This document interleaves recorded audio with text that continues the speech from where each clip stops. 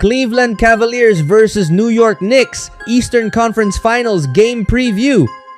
Nakuha na ng Cavaliers ang kanilang ticket papunta sa Eastern Conference Finals matapos malampasan ang mahihirap na hamon sa unang dalawang round ng playoffs.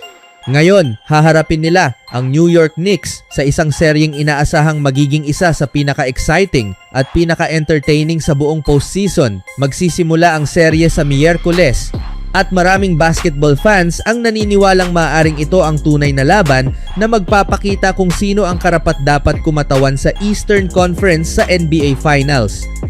Malaki ang pinagkaiba ng naging paglalakbay ng dalawang team bago makarating sa puntong ito. Ang Cavs ay dumaan sa mabibigat at pisikal na serye laban sa Toronto Raptors at Detroit Pistons.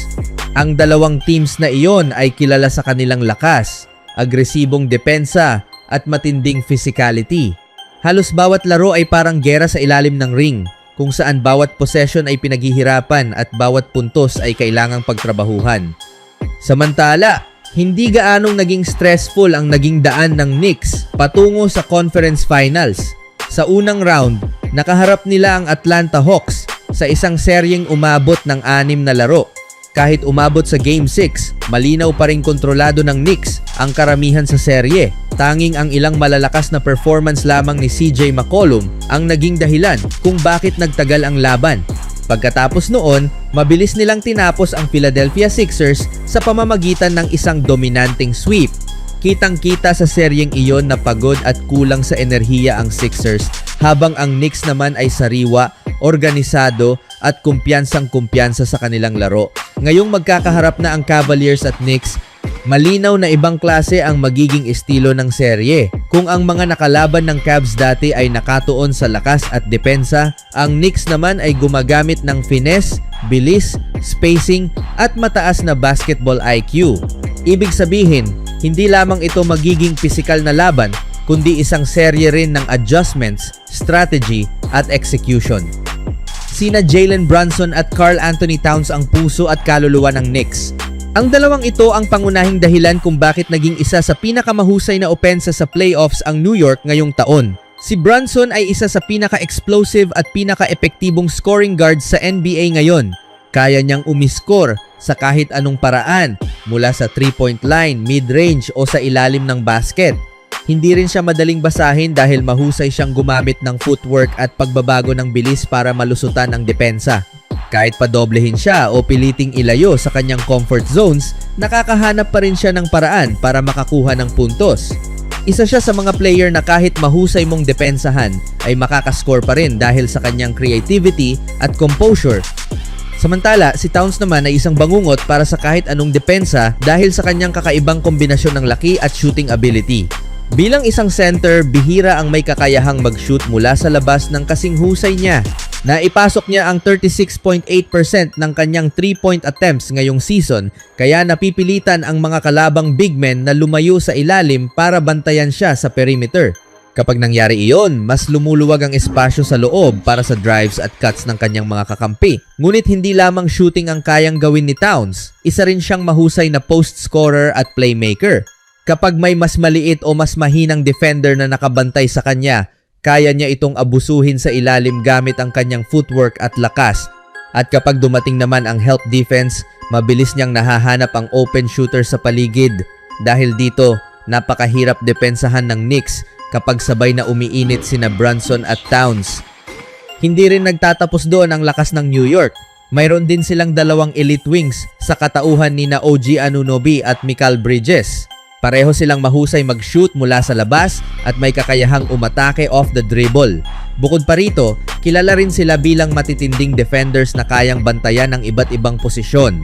Dahil sa kanilang versatility, nagiging mas balanse at mas mapanganib ang Knicks sa magkabilang dulo ng court. Sa dami ng armas ng Knicks, malinaw na ito na ang pinakamahirap na opensa na haharapin ng Cavaliers ngayong playoffs.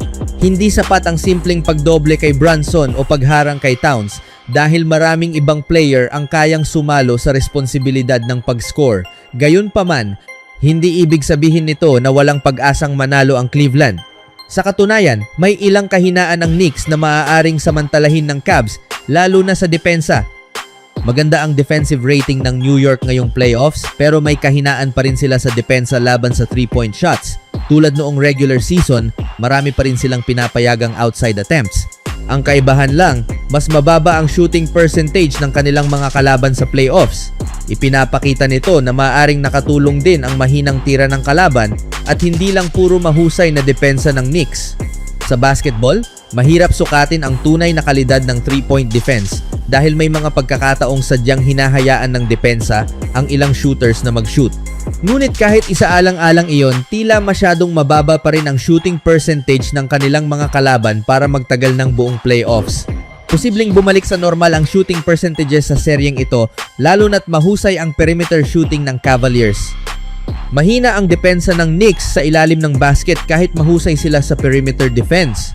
Madalas nakakakuha ng madaling shot sa rim ang kalaban at mataas din ang shooting percentage laban sa kanila malapit sa basket. Posibleng samantalahin ito ng Cavaliers gamit ang pick and roll offense, lalo na dahil hirap sina Brunson at Towns sa ganitong depensa. Inaasahang magiging malaking bentahe ng Cleveland ang tandem ni Donovan Mitchell at James Harden dahil sa kanilang playmaking at kakayahang kontrolin ang depensa. Para kay Mitchell, maaaring ito na ang pinakamaluwag na depensang kanyang haharapin ngayong playoffs. Hindi niya kailangang piliting umatake laban sa sobrang pisikal na depensa, gaya ng ginawa niya laban sa Raptors at Pistons. Mas magkakaroon siya ng espasyo para gamitin ang kanyang bilis at explosiveness. Si Harden naman ay kilala sa kanyang kakayahang kontrolin ang tempo ng laro. Kapag nakakuha siya ng rhythm sa pick and roll, nagiging napakahirap niyang pigilan. Mayroon din siyang mahusay na chemistry kay Jarrett Allen, lalo na sa alley-oops at pocket passes. Hindi ito masyadong nakita sa mga nakaraang serye dahil sa defensive style ng kanilang mga kalaban.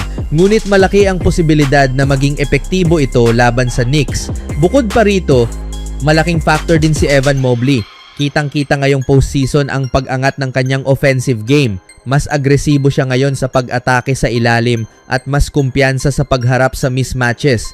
Dahil madalas mag-switch ang Knicks sa depensa, maraming pagkakataon si Mobley na umatake laban sa mas maliliit na defenders.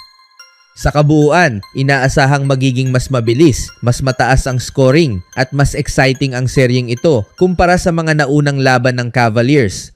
Parehong may elite offensive weapons ang dalawang teams, kaya malamang na bawat laro ay magiging dikit hanggang sa huling minuto. Sa huli, ang seryeng ito ay maaaring magdesisyon based sa consistency ng mga stars at suporta mula sa role players. Kung sino ang makakakuha ng mas malaking kontribusyon mula sa kanilang bench, mas mahusay na outside shooting at mas disiplinadong depensa sa mahahalagang sandali, sila ang may pinakamalaking tsansang makarating sa NBA Finals. Isang bagay ang malinaw, ang Eastern Conference Finals ay may lahat ng sangkap para maging isang klasikong playoff series. Star power, matinding rivalry, elite offense, strategic adjustments, at mataas na pressure. Para sa mga basketball fans, ito ay seryeng hindi dapat palampasin.